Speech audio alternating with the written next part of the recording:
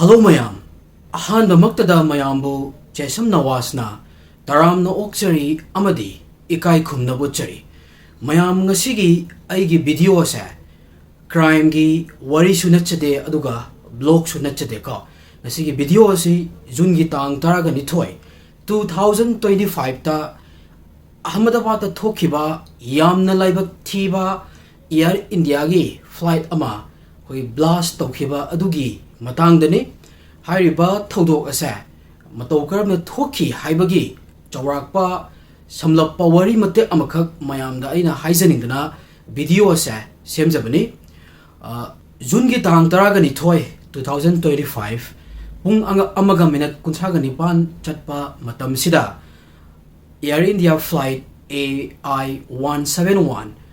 Sardar Vallabhbhai Patel International Airport tagi London gi damakta paikhatlami paikhatlaba matungda flight ase chawrakna feet chatruka kunmanga muk wangna paikhatlami masigi matungda pilot na emergency media call ATC air traffic control room da call torami media call habase karina haba taragadi karigumba flight ama kudong thiba thokku matamda pilot sina ATC team sida hoigi radio ge through the signal oina pau piba sibunika pilot na hairiba media call se hek tawga Air India flight ase hoigi 475 feet per minute sida makharom da paikhatama flight che makha sida ta tharakami ko flight asi airport tagi yamna lapna chatlandri ka aduga flight asi Meghani Nagar residential area sida hoigi crash landing torame laibakna thiridi hairiba flight asi London gi damakta take off tawuta ngaibna maram oiraga flight asida magi fuel se pura tanki full oina yawraga lairame aduga flight ase pokhaiba matamda yamna akanba khonjel amaga loinana kogi mai yamna fazana mai se hauramika machine maram oiraga flight asida punna tonglakpa mioi chani nifuni thoigi manungda chani nifuma thoi including pilot crew members sauna sire haina news ki reporter pali crew members singi marakta yamna nuaitaba hairagadi aigi iramdam Manipur dagi Thawal district ki manung dagi crew member nupi macha ichan nupi yamakak